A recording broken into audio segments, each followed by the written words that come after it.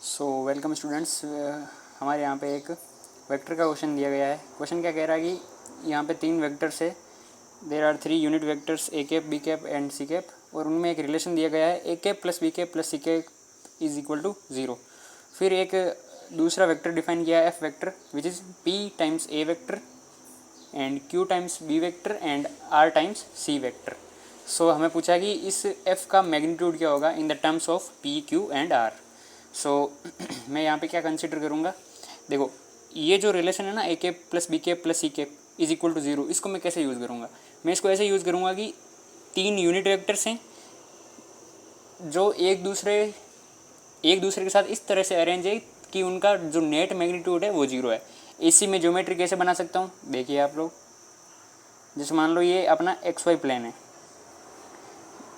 तो मैं यहाँ पे 3 वेक्टर्स ऐसे एज्यूम कर सकता हूँ जिन तीनों का मैग्नीट्यूड 1 1 1 है और वो तीनों मिलके 0 0 दे देते हैं। तो ऐसे जो तीनों वेक्टर होंगे वो सिमेट्रिकली होंगे एक दूसरे से, तो इन तीनों के बीच जो एंगल होगा वो 120 120 120, क्योंकि 3 वेक्टर्स है तो 360/3 इज इक्वल टू 120।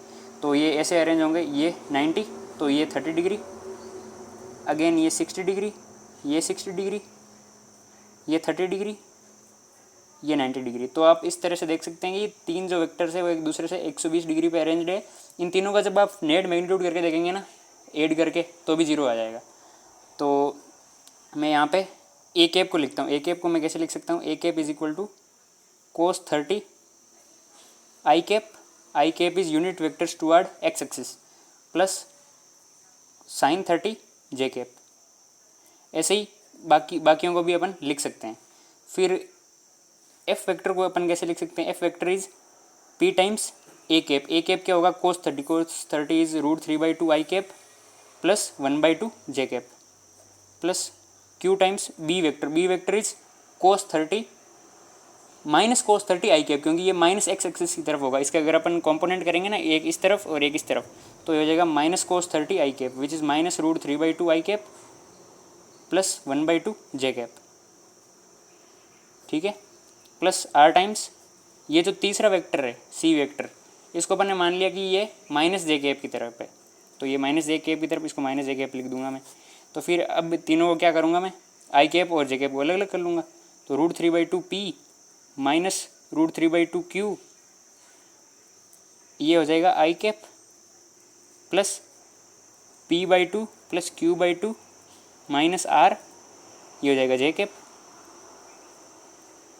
ये हो जाएगा अपना एफ वेक्टर। तो अपन एफ वेक्टर अगर मैग्नीट्यूड लिखना चाहिए तो वो हो जाएगा √ इसका स्क्वायर प्लस इसका स्क्वायर, जो मैं लिखूँगा 3/4 p square plus 3/4 q square minus 3/2 pq plus p²/4 plus q²/4 plus r² plus 2 p/2 q/2 which is pq/2 minus qr minus pr। तो इन सब को अगर मैं ऐड करूँगा तो मेरे पास आ जाएगा p² plus q² plus r²। ठीक है, माइनस इन दोनों को करूँगा तो आ जाएगा माइनस का pq minus qr minus pr which is our final answer. Thank you students. ये एक बहुत अच्छा जेईई एडवांस लेवल का क्वेश्चन है। आप इसके पूरे सॉल्यूशन को देख सकते हैं। यहाँ पे हमने यहाँ पे क्या कंसिडर किया कि ये जो तीनों वेक्टर हैं वो इस तरह से अरेंज्ड हैं। फिर इसकी ज्योमेट्री अपन ने सोल्व कर ली और इस एफ वेक्टर को इनके रूप में लिख के अपन ने यहाँ पे ये सोल्व कर दिया। Thank you students.